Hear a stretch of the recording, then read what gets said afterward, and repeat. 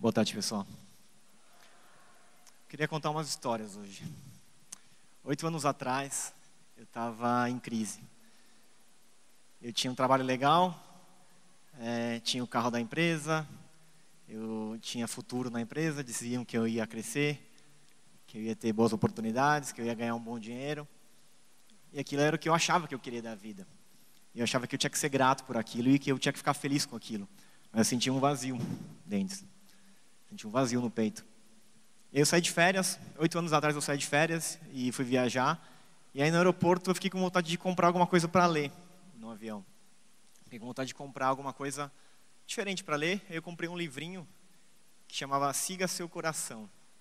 Eu nem conto muita história, porque eu tenho um pouco de vergonha. Assim, né? A gente gosta de falar dos livros profundos, né? Que eu li Dostoiévski, essas coisas assim. Mas não, eu li um livro que chamava Siga Seu Coração.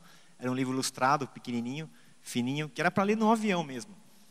E aquilo era novo para mim, porque siga seu coração, né? Eu não sabia o que era seguir o coração. Eu estudei administração, eu não aprendi a seguir o coração. Na escola, eu fui preparado para o vestibular. No vestibular, você não usa o coração. Você aprende as coisas, decora para você passar no vestibular. Mas aquilo começou a me conectar com uma informação nova. E depois de ler aquele livro, eu voltei de férias e pedi demissão. Sem ter nada em vista, sem saber o que eu ia fazer. Simplesmente sabendo que eu não queria aquilo que eu estava vivendo. E eu comecei a buscar, comecei a ler mais livros, comecei a buscar a espiritualidade, comecei a ler livros de autoajuda, desenvolvimento pessoal, e aí eu comecei a empreender. E naquela época, quando eu li esse livro, uma voz me falava, vai escrever. E eu falava, quem sou eu para escrever? Escrever sobre o quê? Eu tenho que fazer alguma coisa, eu tenho que ser alguém para poder escrever.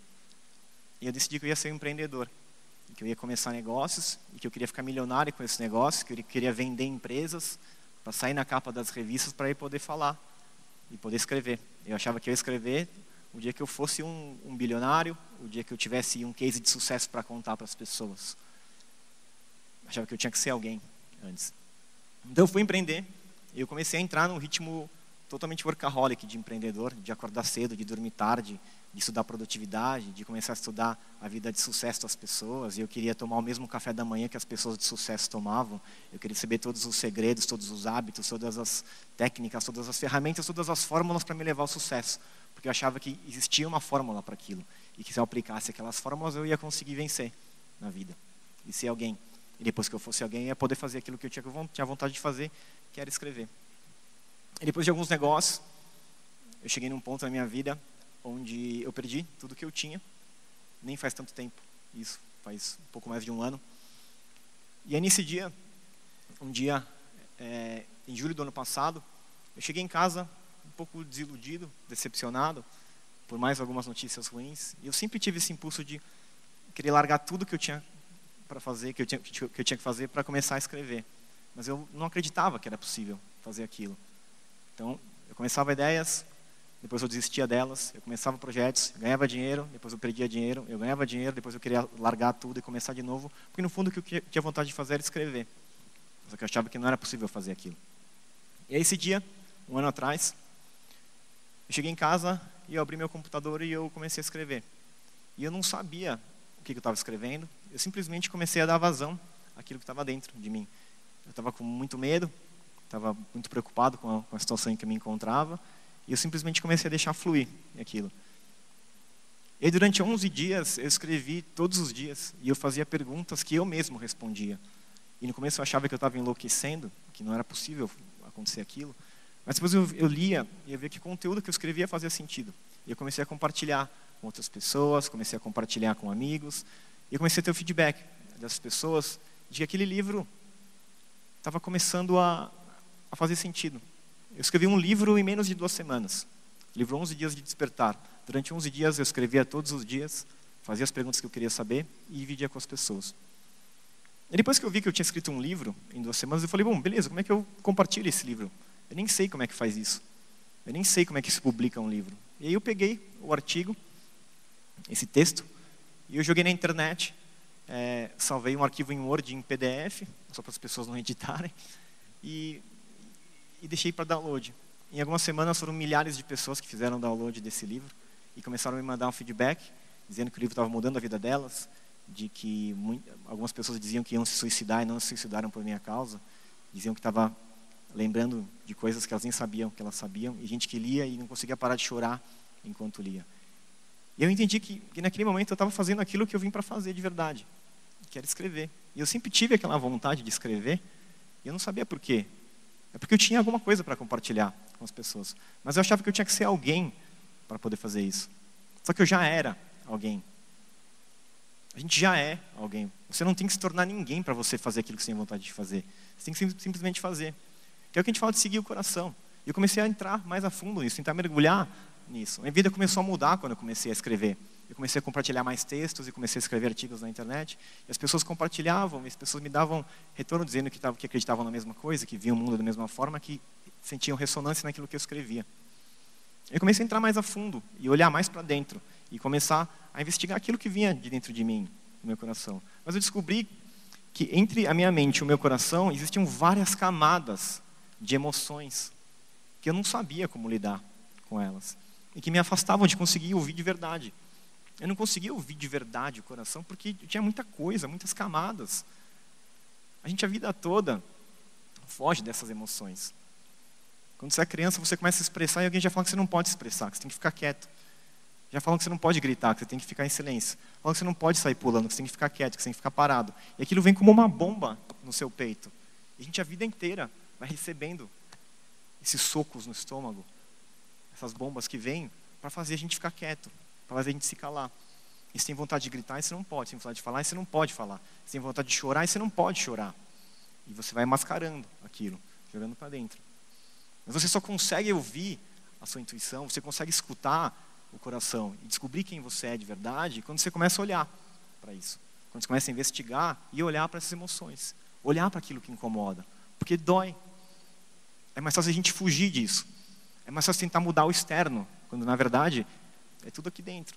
Então quando você começa a olhar e começa a investigar e começa a mergulhar aquilo, você começa a se lembrar de coisas. Você começa a se lembrar de quem você já foi. Você começa a se lembrar da criança que você já foi. E das coisas que você gostava de fazer. E das coisas que você tinha vontade de fazer. Só que a gente passou a vida inteira acreditando que a gente não pode fazer isso.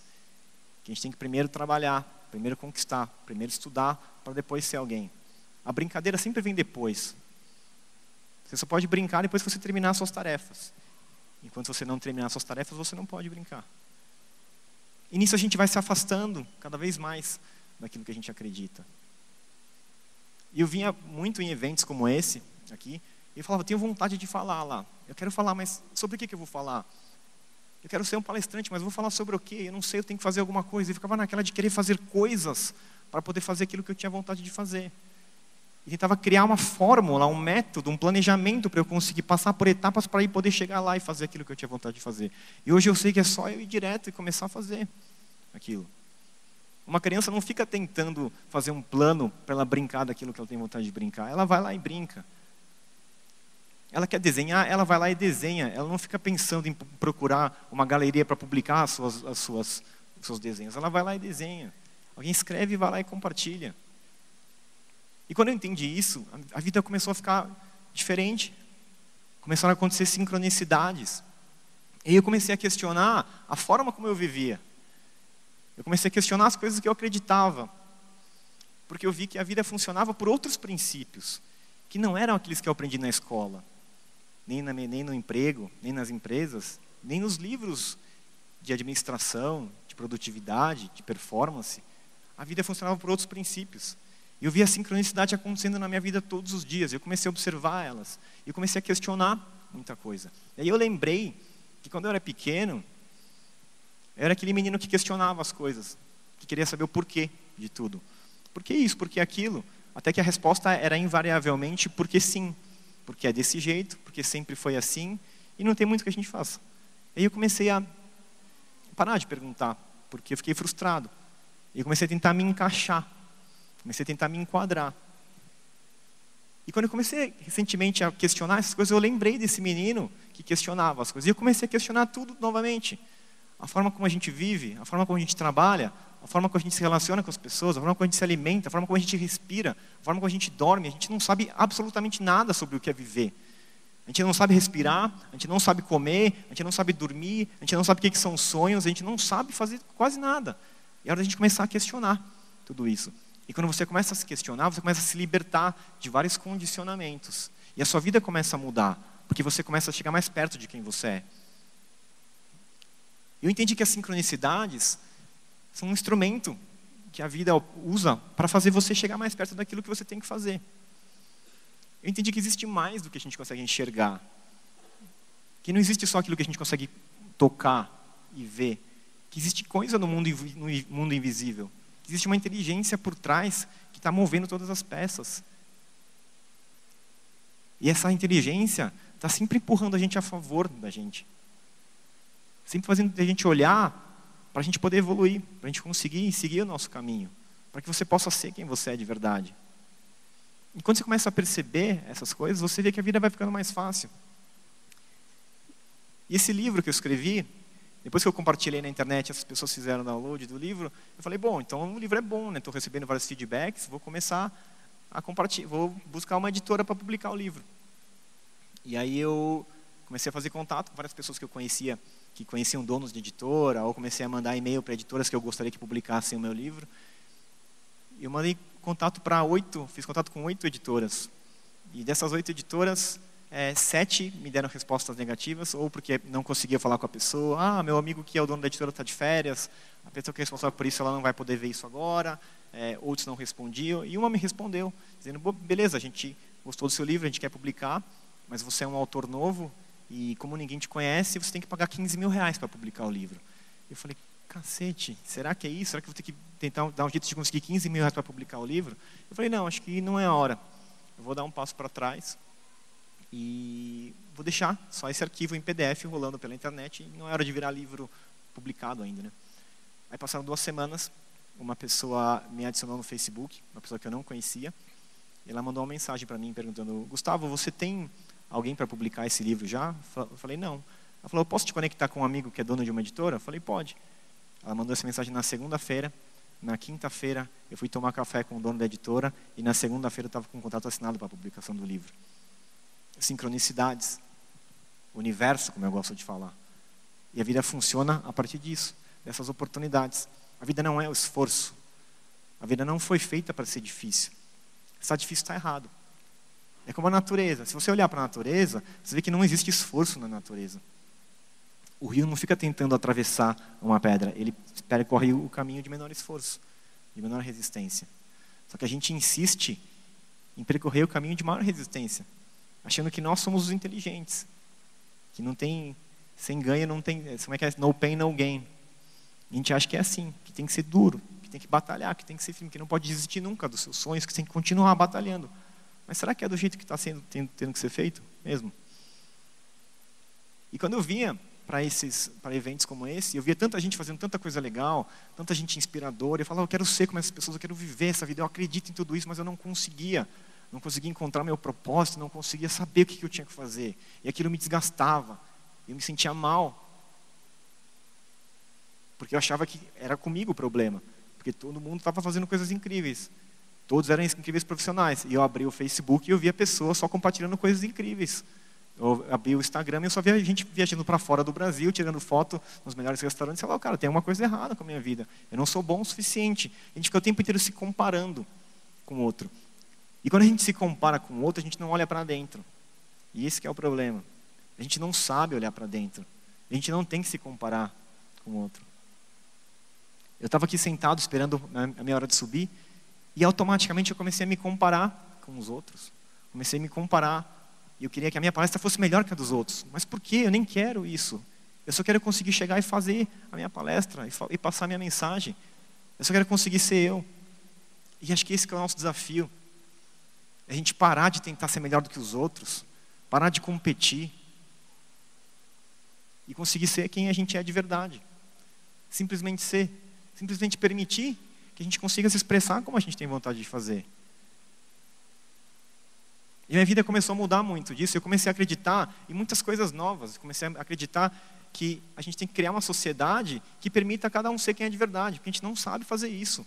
A gente não dá espaço para as pessoas serem vulneráveis. As pessoas nas empresas não podem chorar, elas não podem mostrar fraqueza, elas não podem ser quem elas são de verdade. Elas têm que ser uma outra pessoa. Só que dá muito trabalho ser quem você não é. Dá muito trabalho ser uma outra pessoa. Dá muito trabalho sustentar máscaras e rótulos.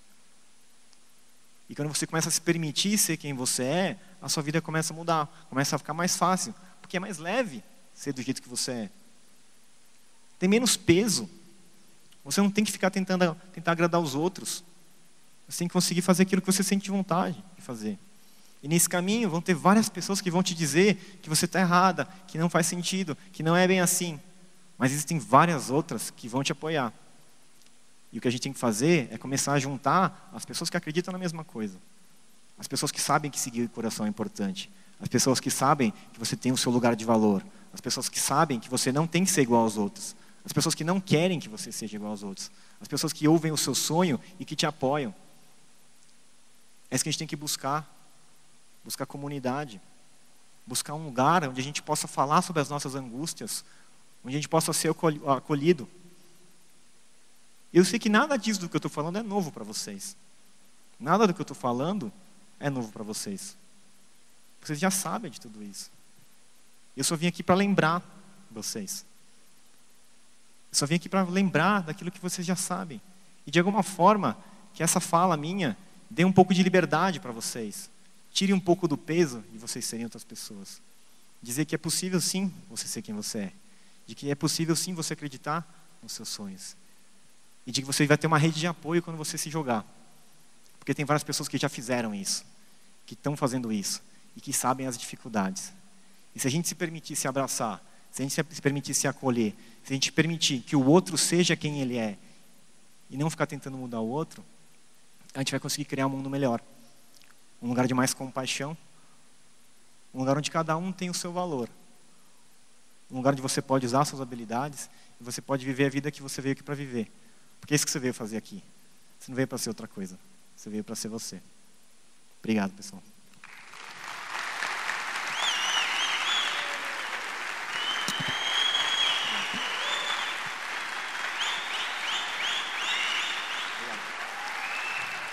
Obrigado, pessoal.